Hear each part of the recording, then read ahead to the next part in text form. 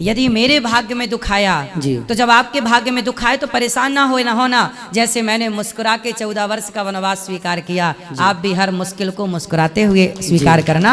और आप मुस्कुराते हुए स्वीकार करोगे तो वो दुख नहीं रहेगा। क्योंकि देखो 14 साल का वनवास तो है राम जी को। अब चाहे राम जी रो के काटें चाहे हंस के काटें, आपके जीवन में संकट है, चाहे हंस के काटो तो क्यों रो के काटना, खुशी खुशी से काटना चाहिए। अरे देखो ऐसा है कि मुस्कुरा के जिसे गम का जहर पीना आ गया, मुस्कुरा के जिसे गम का जहर पीना आ गया, ये हकीकत है उसको इस जहां में जीना आ गया। क्या बात है, राधे राधे। यदि जीना है तो मुस्कुरा के ही हर गम पीना पड़ेगा। कोई आपके पास चारा भी तो नहीं है। मौत आएगी तो मर भी लेंगे, मौत से पहले मरना क्या। गाए जा खुशियों के तराने, गाए जा खुशियों के तराने, ठंडी आहें भरना क्या। और मौत आएगी तो मर भी लेंगे, मौत से पहले मरना क्या। जय हो, राधे राधे। तो बात समझ में आई? पहले अपना पूरा करो। तो आपको समझ में आया? जी गुरुदेव। राम जी ने इतना कष्ट इसलिए उठाया ताकि दुनिया वालों को मैसेज दें कि बेटा कष्ट आए तो घबराना नहीं। सीता माँ ने स्त्रियों को बताया कि मेरी बहनों तुम्हारे जीवन में कष्ट आए तो घबराना नहीं। जैसे मैंने कुल्हाड़ी उठाई और सूखी लकड़ी काट के अपने बच्चों का लालन पालन किया, आप पे संकट आए तो लालन पालन करना, स्वाभिमान से जीना और चरित्रवान बनना। ये सीता माँ ने समझाया उस जमाने कि तुम्हारे पे भी संकट आ सकता है, मेरे पे आया। कहते हैं ना, दुनिया का दुख हरने वाले भगवान पे भी दुख आन पड़ा। सबका दुख दूर करते हैं, पर ये धरती में आए हैं ना तो उन्हें भी दुख आना आएगा। इसलिए धरती मृत्यु लोक है, मैं आया हूँ, मुझे भी सुख दुख होगा, आपको भी सुख दुख होगा, भगवान भी आएंगे तो उनको भी सुख दुख होगा। यहाँ का तो नियम यही है। इसलिए भगवान ने जी कर बताया कि मैं जैसे जी रहा हूँ जिंदगी बिंदास, ऐसे आपको भी जिंदगी में हंसते हंसते कट जाए रस्ते, जिंदगी यूं ही चलती रहे। ये मैसेज है कि सदा हर परिस्थिति में क्या रहोगे, खुशी रहना चाहिए, हैप्पी, प्रसन्न, हर हाल में खुश। जय हो। आप भी खुश रहा करो। जी हाँ। बोलो घी, घी, डालडा नहीं देसी, बोलो घी, घी, देसी घी। जी हाँ। सदा खुश रहो, बिंदास जिंदगी जियो, क्या परेशान हो। चलो गुरुदेव जी, मेरा बालक है, एक छोटा सा भजन गाना चाहता है। गाओ गाओ गाओ।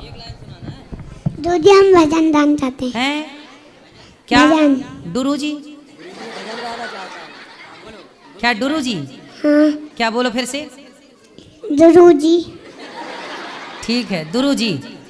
अब क्या गाना है आपको? भजन। भजन गाओ।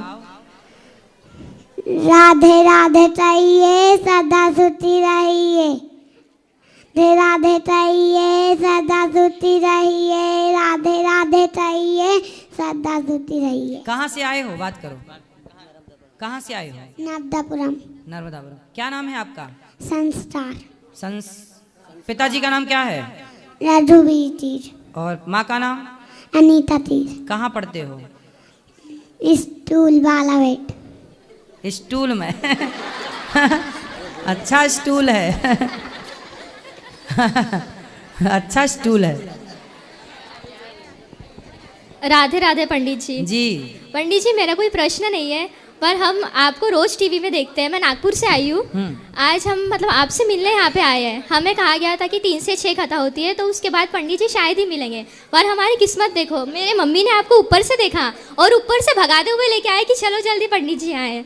ये मम्मी, और इतनी खुशी हो रही है आपको देख के। हम रोज देखते हैं आपको, रोज भजन सुनते हैं आपका। कथा में क्या अच्छा लगा आपको? आप ठीक है। कथा में और कोई बात अच्छी नहीं लगी? नहीं, सब अच्छी लगी। सबसे अच्छी बात आपकी वृद्धाश्रम की है। हमने वो भी देखा ऊपर जाके सेवाएं। एक माताश्री से मिला, उन्होंने बताया कि मतलब आप टाइम टू टाइम उनको सब दूध, सेवा भी गए थे तो दूध मिला उन लोग को, खाना वाना सब आप बहुत ध्यान रखते हैं उनका। खुश रहिए। हाँ। और कोई सवाल? नहीं, बस। राधे राधे गुरुजी। जी जी, हम आपसे ये प्रश्न करना चाहते हैं कि अभी आपके पाँव में ठोकर लगी थी, लगी तो नहीं ज्यादा? आपने देखा? हाँ, लगी थी। ज्यादा लग गई? नहीं, ठीक हो गया। चलो भगवान ठीक करेंगे। हाँ, गुरुजी, ओम नमो भगवते वासुदेवाय, ये मंत्र तुलसी की माला से ही करना चाहिए या रुद्राक्ष की माला से भी कर सकते हैं?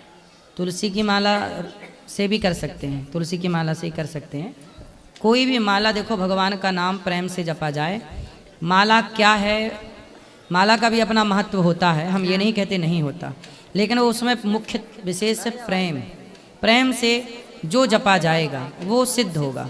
मतलब रुद्राक्ष की माला से जप सकते हैं ना? हाँ जप सकते हैं, कोई दोष नहीं है ना? दोष नहीं है। राधे राधे, धन्यवाद। खुश रहिए। जो बाबा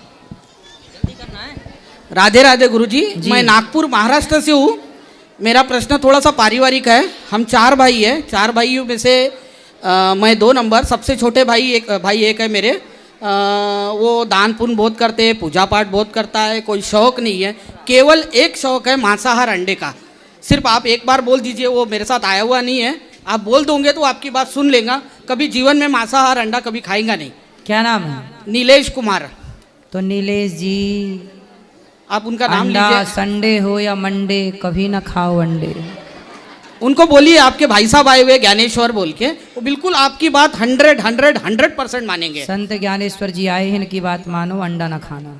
कोई भी किसी भी प्रकार का पूरा पारिवारिक मांसाहार ना करे, पत्नी को भी और लड़के को भी। तो दोनों खाते हैं, पति पत्नी? पति पत्नी भी खाते हैं, लड़का भी खाता है। तो क्या मांस खाते हैं? मांसाहार भी करता है, अंडा भी खाता है। मैं भी खाता था, मैंने 1.5 साल से छोड़ दिया हूँ, मांसाहार भी शराब भी। और मेरा छोटा भाई कभी शराब नहीं पिया, कभी तंबाकू नहीं, गुटखा नहीं, कुछ भी नहीं। और माता पिता की सेवा भी वही करता है, तन मन और धन से। तो आपने उसको सिखा के खुद छोड़ लिए? नहीं, उसको मैंने नहीं सिखाया, क्योंकि मैं बहुत बुरा था। आज मैं यहाँ पे खुद मैं यानी एक सपने में खड़ा हूँ कि मैं यहाँ तक के कैसे आया। तो आपने मैं अपने पैसे से नहीं आया हूँ यहाँ तक। तो आपने कैसे छोड़ा मांस और शराब? बस ये वृंदावन के कृपा से, कथा सुन के? बस कथा सुन के छोड़ दिया। बहुत, देखो ये कथा का और प्रभाव है, सब छोड़ आज जाता मैं है। नया जीवन जी रहा हूँ, यानी ये समझ लो कि एक नया जन्म हुआ है मेरा। और आप उसके एक पीछे काम करना, अगली बार उनको भी लेके आना भैया जी को। और आज मैं जो खड़ा हूँ सिर्फ वो मेरे छोटे भाई के वजह से। उनको ले आना मेरे पास, मैं बात करूंगा। नीलेश कुमार नाम है नीलेश उसका। जी आप आइएगा, और आप आइंदा आप शराब और मांस का नहीं, सेवन- शराब नहीं खाते, केवल मांसाहार। शराब नहीं खाते? शराब पीते ही नहीं। अच्छा, शराब नहीं पीते। हाँ। अब मांस भी नहीं पीना है। शराब नहीं खाते तो मांस नहीं पीना है अब। और अगली बार नीलेश जी आप आओ, आपसे बात करेंगे। राधे राधे। राधे। जब भी हम अपने दोस्तों के साथ होते हैं और वहाँ पर हम किसी भी भगवान का नाम लेते हैं, जैसे हम राधे राधे लेते हैं, और दोस्तों के बीच में ना हमसे अपशब्द निकल जाते हैं उस वक्त, तो उसका हम कैसे निवारण कर सकते तो हैं? दोस्तों को आप गाली देते हो? यस महाराज, निकल जाता है महाराज जी मुँह से। तो आप देते हो, आपको भी उन लोग देते होंगे? हाँ महाराज जी। तो अच्छी लगती है गाली? महाराज जी हो जाता है जैसे कि बस थोड़ा दे देते हैं सभी। और कोशिश करिएगा, गाली अच्छी भाषा तो नहीं है, लेकिन कोशिश करिए कि ना आए। शब्दों को संभाल के बोलिए। कहते हैं ना, शब्दों में बड़ी जान होती है। जी महाराज जी। इन्हीं से आरती, अरदास और अजान होती है। यही समंदर के वो मोती हैं जिससे इंसानों को पहचान होती है। शब्दों में बड़ी जान है, शब्दों को संभाल के बोलना चाहिए। शब्द संभाल के बोलिए, शब्द के हाथ न पाँव, एक शब्द औषधि करे, एक शब्द करे घाव। शब्दों को संभाल के बोलना चाहिए, और गाली गलौज का प्रयोग ना करो तो अच्छा है। धन्यवाद महाराज जी। राधे राधे। राधे राधे गुरुजी। जी गुरुजी, मेरा प्रश्न ये है, जैसे जब हम पूजा पाठ करते हैं, राधे नाम जपते हैं, जो उस बीच में हमें नेगेटिव थॉट्स आते हैं या फिर जो हमारा उच्च विचार आते हैं हमारे, तो वो हमारी पूजा लगती है या नहीं लगती? किसको लगती है? मतलब भगवान को जो हम पूजा कर रहे हैं, वो हमारी पूजा भगवान को समर्पित होती है या नहीं होती? पहले तो ये गलतफहमी हटा दो कि पूजा भी कोई लगने की चीज़ है। पूजा क्या है? जैसे आपकी माँ आपसे प्रेम करती है, हाँ जी। वो आपकी पूजा करती है? नहीं। पूजा नहीं करती, लेकिन माँ का प्रेम पूरा है। हाँ जी, पूरा है। हाँ जी। ऐसे ही भगवान से प्रेम ही भगवान की सबसे श्रेष्ठ पूजा है। वो प्रेम ना हो तो तुम कितने भी पूजा कर लो। पूजा से क्या हुआ है?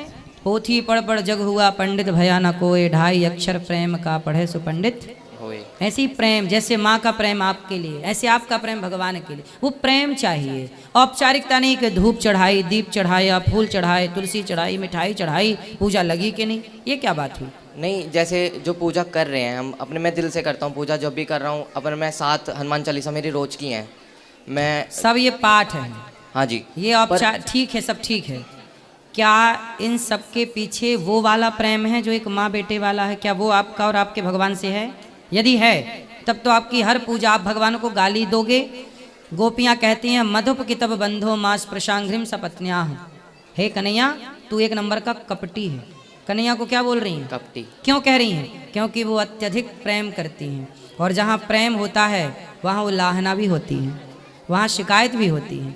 जहाँ प्रेम नहीं है वहाँ शिकायत नहीं होगी। हमें आपसे कोई शिकायत नहीं है ना? हाँ जी। लेकिन जहाँ प्रेम की अधिकता होगी वहाँ शिकायत होगी, समझो। इसलिए गोपियों ने कभी फूल नहीं चढ़ाया भगवान को, गोपियों ने कभी पूजा नहीं की, गोपियों ने केवल प्रेम किया है। प्रेम ही पूजा है साहब, पूजा ही प्रेम है, मैं ये नहीं कह सकता, क्योंकि पूजा करने वाले ज़रूरी नहीं है कि प्रेम करते हों, पर प्रेम में दी गई गाली भी पूजा है। प्रेम में कुछ भी कर दो वो सब पूजा मान ली जाएगी। इसलिए राम ही केवल प्रेम प्यारा, पूजा प्यारी नहीं है, नहीं लिखा राम ही केवल पूजा प्यारी नहीं, राम ही केवल प्रेम प्यारा। मिला ही न रघुपति बिनु अनुरागा, कि ये जोग जप ज्ञान विरागा।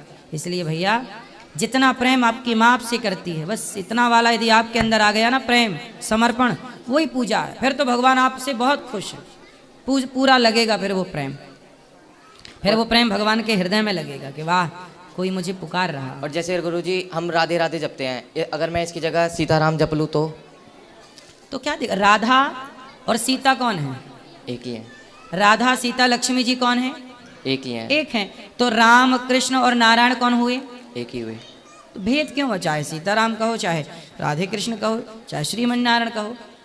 सनातनियों को इतना तो नॉलेज रख लेना चाहिए कि आपके भगवान ना एक खूंटे से बंधे नहीं हैं, आपके भगवान विराट हैं। अर्जुन को विराट रूप दिखाया, उस समय भगवान के हजारों मुख थे, सहस्त्र शीर्षा पुरुषा सहस्त्राक्षा सहस्त्रपात, हजारों हाथ हैं।